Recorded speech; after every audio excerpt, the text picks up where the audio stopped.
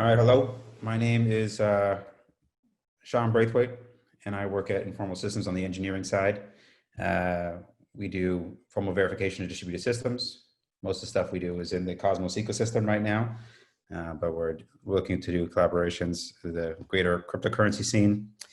Today, we're going to be talking about the last thing that we did, which was write a light client for Tendermint. And we wrote a light client in Rust, and we built it for formal verification. So this is the first software artifact that released as a product of our process. So we're pretty excited. We have the Tendermint RS repo that's available on our GitHub, which is eventually going to be a full node of the entire Tendermint protocol. But right now, what we're releasing is just the light client. So you could go and play with that and compare it to the Go implementation if you want. Which might lead to the question of like, why would we write another one? And why would we write it in Rust? Well, the first implementation of Tendermint, which was very essential to launching the network, was not built for formal verification. And we wanted to try and build one that was. So before we talk about what we built, I think we need to talk about what the greater objectives of the ecosystem are. So Cosmos was planned to be the internet of blockchains to provide sovereignty and interop between finite state machines, and maybe a picture is the best way to look at it. So you can imagine that there are not one, but many blockchains, because that's actually what the world is, and that's actually what's in the picture.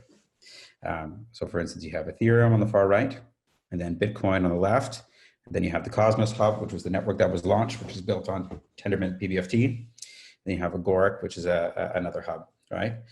So beyond the nodes, what is important is what connects them. So the vision of Cosmos that was imagined was to have a permissionless interop protocol called IBC. So IBC allows one chain to connect to another without an intermediary. So essentially, you can do atomic swaps between chains. Maybe the easiest way to look at it is from the inside. So imagine you have, instead of having a multitude of chains, let's just focus on two for simplicity's sake. So on the left, you have chain A, and on the right, you have chain B, right? You can imagine that each blockchain is represented by a finite state machine, which is somehow replicated across nodes to serve as like internal logic. And what is important here is that these chains can be extended to implement the interblockchain protocol, right? To essentially process a special type of transaction that is particular to facilitating interop with other blockchains, or it's a set of transactions that is essential to interrupting with different blockchains. So one question is, like, if a transaction on chain A is destined for being somehow replicated and integrated on chain B, how does it get there? Well, this in the middle of the diagram with indexed unit 5, the relayer is responsible for effectively listening to changes on chain A and then relaying to chain B. But you could also envision how you wouldn't want to relay invalid packets, right? So essentially, you need a way to verify a packet or a transaction before you relay it. So to do this, we have the light client verification protocol. And the light client verification protocol allows us to essentially verify state without sort of accumulating it. So without having the entire blockchain history. So in short, the light client verifies state using only headers. So the metadata, something that describes the particular parts of the state chain without the transactions themselves. You can imagine that this is somewhat essential, right, to a number of applications, the relayer only being one of them. Another application would probably be in running on low power devices. So if you ever wanted to essentially verify state as an embedded component to a larger application deployed on a mobile device, right, you would probably need to embed a light client. So I think there are a lot of other use cases that we could sort of envision, but it's kind of essential to the adoption of the ecosystem that we get this bit right. So let's look at how it works. So I think to understand the inner workings of the light client, you need to consider like the Tendermint consensus safety guarantees, right? So Tendermint is a proof of stake network, which means that there are a subset of the nodes in the network that are actually proposing and validating blocks. And these nodes essentially have to put something at stake before they can participate at that level, right? So they need to actually lock up some funds denominated in some unit, right? That says that if they were to commit malfeasance, like either by double signing or any other number of malicious activities, right? They could be punished. So they could be slashed. And you can imagine that the set of validators, a set of nodes that is responsible or responsible in general, but in particular at the risk of getting slashed, right? It's changing, right? So it's not always the same people who are voting. There could be new validators coming in and other ones rotating out. So if you consider how do you trust a changing set of participants, the easiest way to think about it is that if you participate rightfully with a majority of other people, right, then you could also be trusted. So you can imagine initiating from genesis that you would form some set of validators that would be produced through social consensus, right?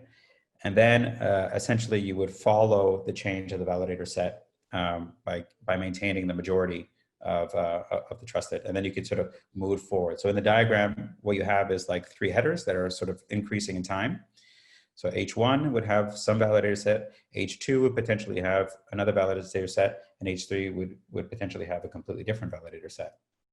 And you can imagine that from social consensus to H1, you could sort of rightfully trust them because it's in the bonding period. The validator set has not changed significantly enough that you would be skeptical of the people that are in there. Now, as H2 happens, it's possible that the people from genesis, right, have decided to stop validating, right, but are still in the unbonding period, and in the unbonding period, you could still be slashed. So you've committed to stop validating, but you haven't stopped validating just yet, right? And then H3, which is sort of at the end of the unbonding period, right? You're in this phase where your funds are free and you can no longer be slashed, and therefore you should not be trusted.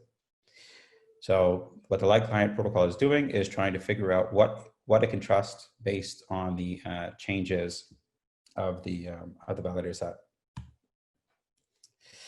But it's clear that this is not just that this question about trust is somehow bound to how people can be punished. So one of the things, a lot of people look at light clients as sort of takers and not givers, insofar as they don't contribute directly to producing blocks, right? But one thing that our light client does, because of like the finality assumptions of our consensus protocol, that is assumed that like when a block is final, any change of values or any differing value at that height constitutes a fork. So we have this protocol essentially to detect forks that is conducted by our light client. So whilst the light client is consuming headers, trying to get to the most recent state, it's also comparing those headers between peers. So it won't just ask for a header from a single peer, it'll ask from multiple.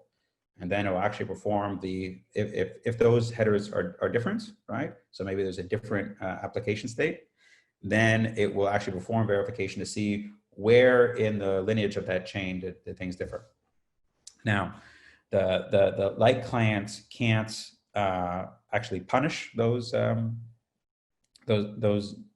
nodes. If they were to commit some kind of malfeasance, the light client could not punish them, but they can report them.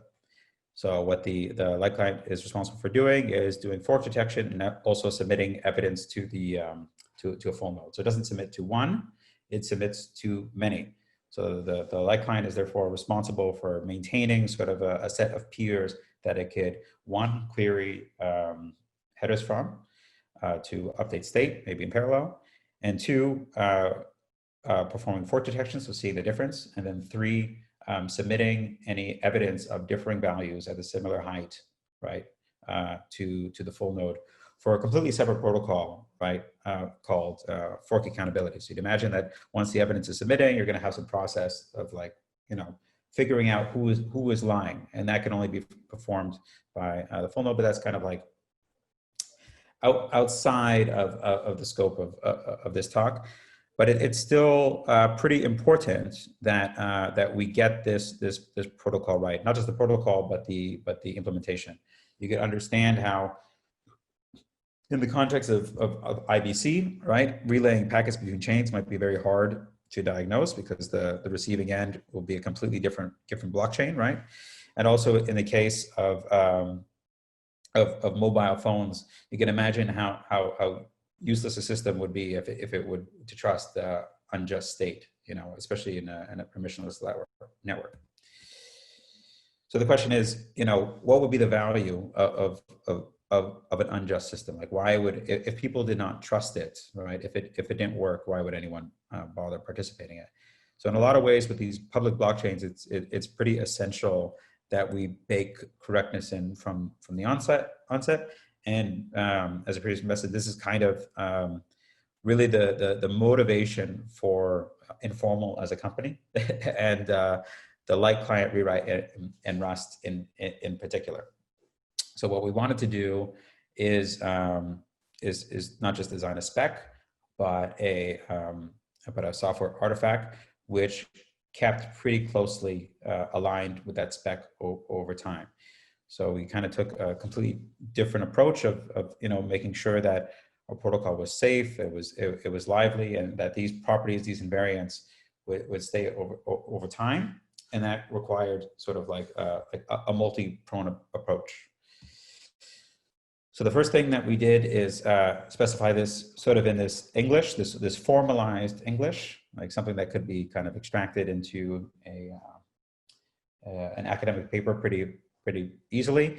So easily, in fact, that we just submitted a bunch of papers with anticipation of publishing, at least to archive in the coming weeks.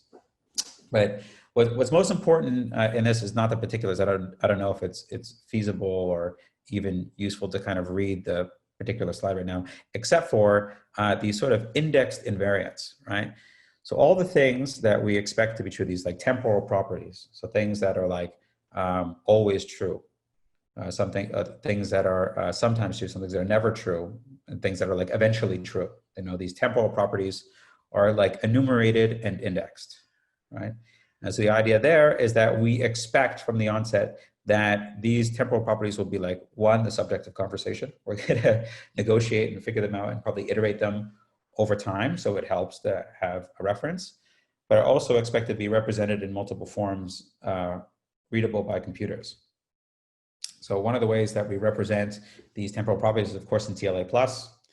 So this allows us to essentially perform verification. For those not familiar with TLA+, essentially you specify a bunch of temporal properties, and then it essentially generates an exhaustive set of examples trying to figure out where those properties are violated. So it will give you the output of this process, if, depending on how you see it, successful or unsuccessful, would be a counterexample of a case in which the things that you say is definitely not true. So this is critical to at the protocol level, like ensuring that what we think is true is actually true in a computable way, and has been kind of essential to us finding a lot of bugs. And so one of the things we did with the light client is essentially write the spec in English in TLA pretty much at the same time.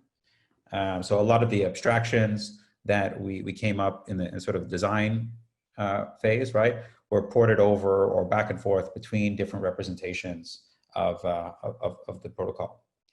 And I guess, like, of all the representations, of correctness, probably the biggest one is the actual code itself. So I guess this is another, maybe not the most ideal screenshot because not all of it is important, but there are certain parts that are important. One important part is the last line on 147 that shows a little bit of Rust. So yes, there is actual a Rust implementation of this. That's what we're releasing. and that's what you could run on the network.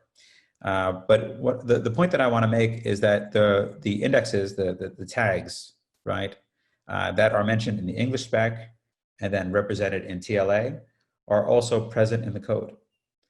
And the format of the English spec that specifies like post and preconditions for individual functions are included as sort of predicates that are annotating the functions that they're specifying. So that means that if we run this in test code, we're going to get, or in test mode, we're going to get the same errors, right, that we would get in the spec in the actual executing artifact. So this is pretty this is pretty cool, and is kind of essential if we want to take this idea of formal verification seriously, because correctness does not stop. Software is an evolutionary process. It's an iterative process, and it's going to change. And the question is like, what is the value of having a specification for an outdated spec? It's kind of like the value of like outdated documentation. At one point that product, right, that either that documentation or that spec was an asset, right? But as the software process continues, it becomes a liability because you have to keep it up to date. So one of the things that we're working on are tools to help maintain alignment between English, TLA, and software artifacts. But all of this can be contributed today, and this is where we could use your help. So one of the ways that you could contribute to the process of developing the Light Client and Cosmos in general, right, is to come work with us. That's one idea. Another idea is to run the Light Client, right, on the Cosmos Hub or other Tendermint-based chains, right, and actually performing fork detection. That means that you don't have to run a full node. You don't have to have like gigabytes of disk, or terabytes, let's be honest, of disk space, and you could probably start contributing the same day. So that'd be fantastic. Another way is with the code. So participating in this endeavor to formally specify distributed systems. If this is something that is interesting to you, we would love your contribution or your perspective. So thank you for that.